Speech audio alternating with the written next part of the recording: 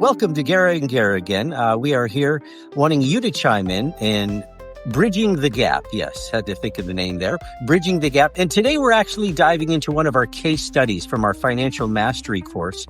Case study number 8, the gig economy and taxes. Since we're looking at the very first week or ending the first week of February 2025, tax season is here, and we have till April the 15th if you're an individual filer, and then you have until October the 15th to file because that gives you an additional 6 months. So today we're going to talk about the gig economy and taxes, miles, money, the IRS, and what that has to do with. So figured it'd be appropriate to talk about taxes during this tax season. So yeah, take it away. Well, the main thing is with the gig economy, with stuff like DoorDash, Uber, and Grubhub becoming a lot more common, a lot of people might have started their first year here and maybe having some questions about basically for how they file their taxes with this new type of thing. Now, a lot of things are they an employee or are they an independent contractor? Yeah, well, let's take a look at this first case study, and this will give our studio audience a good idea of what we're talking about. Let's meet Emily. Okay. So basically with our case study, we have Emily, someone that's doing junior high school, basically. They're trying to earn some extra cash like a lot of people about in this economy. And they learn about the gig economy, stuff like Uber, Lyft, DoorDash, stuff like that, where you can set your own hours be your own boss, basically. And basically being able to drive people around or deliver food. And basically there's a lot of perks about being in the gig economy, and mainly like the whole setting your own hours, which works well if you're trying to upstart something else and you just need the money for it. So it's a very flexible, meeting new people and making extra money in your pocket.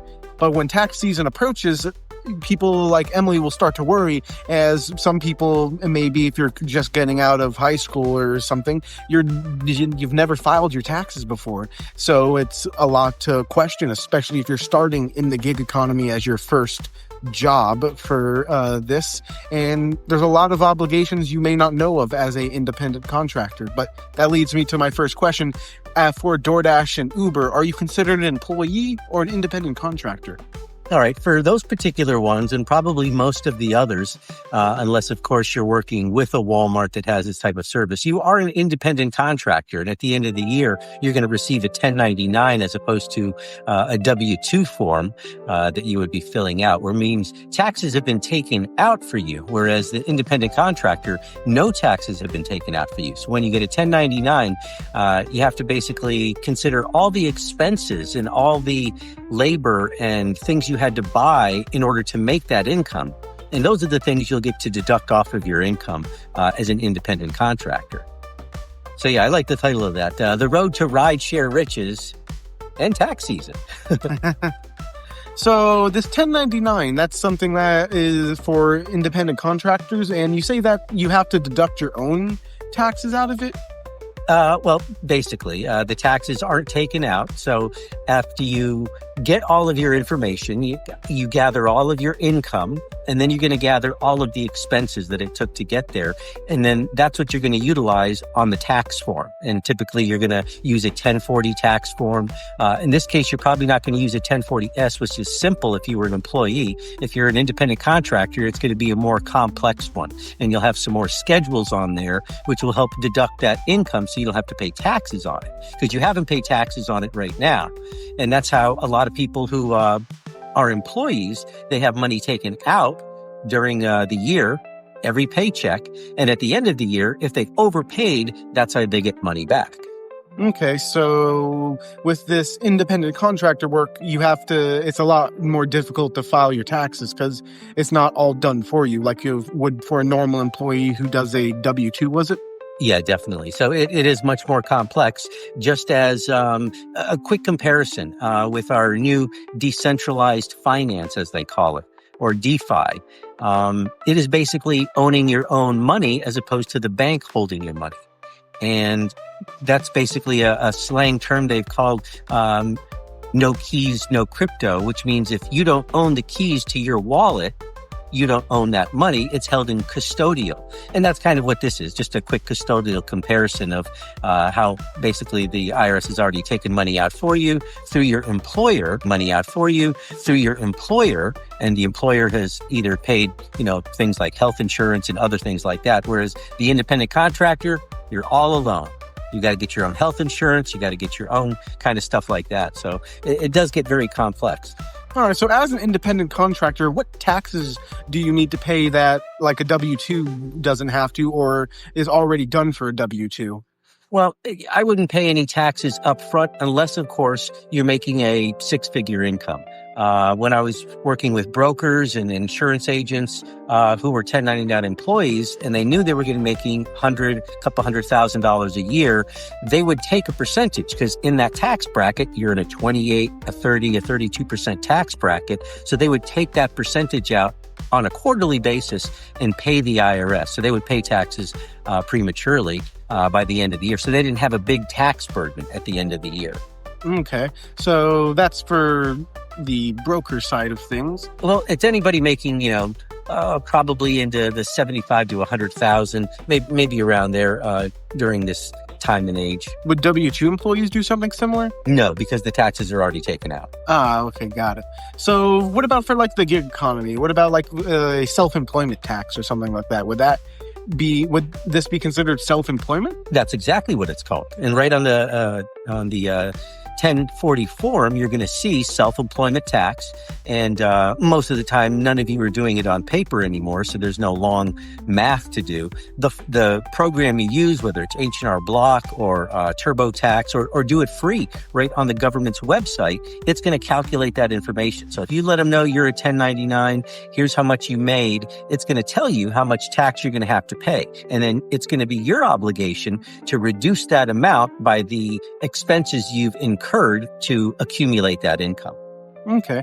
What about deducting expenses like gas or repairing a vehicle? Would that be anything that could be deductible for like business? Those are exactly what we're talking about. So if you're a driver, rideshare driver or whatnot, you could deduct miles or you could deduct actual expenses of the vehicle. They don't kind of let you double dip in that area, but those are the things you would definitely consider. The gas expenses. You could even consider the meals and the things you ate while you were working. Those are all potentially 50% deductible also. So you say mileage. Would it be me trying to basically find out how much I spent on gas, or would it just be me putting the amount I've driven for that when you mentioned mileage? Right. It would be one or the other. So if you added up how much you spent in gas, maybe you put it all on one credit card and you had vehicle repairs, that would be one lump sum. And you could compare that lump sum to the mileage, and they give you a certain a certain dollar amount per miles. And I'd have to look that up. I don't want to misstate what it is these days, but let's just say it's $1.50 per mile that they're giving you. Multiply that by however many miles you drove that year. And you can see that dollar amount versus what you actually spent, and they'll give you one or the other. Okay, so it would be good to look at both because you might be able to get a better tax refund depending on which one you do. And that's what I call tax planning. Okay. So gas, car repairs, even like if I grab something from McDonald's while doing these dashes, that could potentially even go towards expenses? Yes, that would be a 50% of, meals while you were working. All right, so flat tire as well? Yeah, that's an expense. As long as it was, in that case, even if that didn't happen while you were, doing the ride share, it would be an expense you could put on there because that vehicle is used for that business. Okay. But main question with all this, how do you keep track of this? How do you keep track of everything like your mileage? Well, on all vehicles, there is an odometer, and it's going to let you know how many miles you drove. So that would be one thing. And typically, most of the businesses, whether it be Uber or DoorDash, at the end of the year, they probably accumulate and tabulate for you those miles. So you should be able to see what the miles are and all that good stuff. All right. So do I need to pay taxes throughout the year? You said that that's only for the big ones. Only if you're making a large dollar amount per year. If you're, making less than $75,000 a year, I wouldn't do it. All right.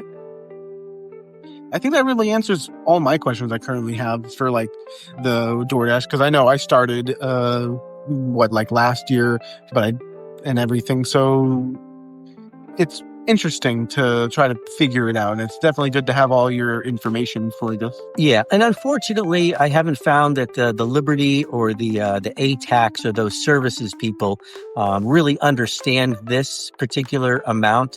I guess because I've been in accounting so long also and taken accounting and floated onto a tax return, do I understand the intricacies of being able to do that. So if you're looking to file your taxes by yourself, just remember there are some rules you should know. And most of the programs already have that in there. Simple rules like make sure you get it filed by April 15th, make sure you have all your documents included. But number two, if you're not filing with a business, even if you are a W-2 employee, you're putting yourself at a disadvantage. And the advantage is being able to utilize those additional services and expenses that cost you throughout the year that potentially is something that you could see as a side hustle. So consider those different things. And if you need some help, give us a call. We're experts over here at Guerra Guerra. So would that be like any hobbies that you have? Any costs? Like say someone enjoys knitting a lot and they actually sell the products that they make. Would they be able to use those under a business type thing to get a tax deduction for the expenses of like the yarn and the machine itself? The answer would be yes. And there's just a few little stipulations, and it all depends if you want to utilize that to lower your income bracket or you're trying to create additional income. So there's all kinds of things you could be doing, and that could be considered an independent contractor, or as they call it, a fictitious business. All right. So anybody here have any hobbies that cost a lot of money, but also could be seen as a business endeavor? Definitely look into potentially using that as a fictitious business to assist your tax filing season. Well, we hope this has helped, and we look forward to chiming in next week at Guerra Guerra and Bridging the Gap.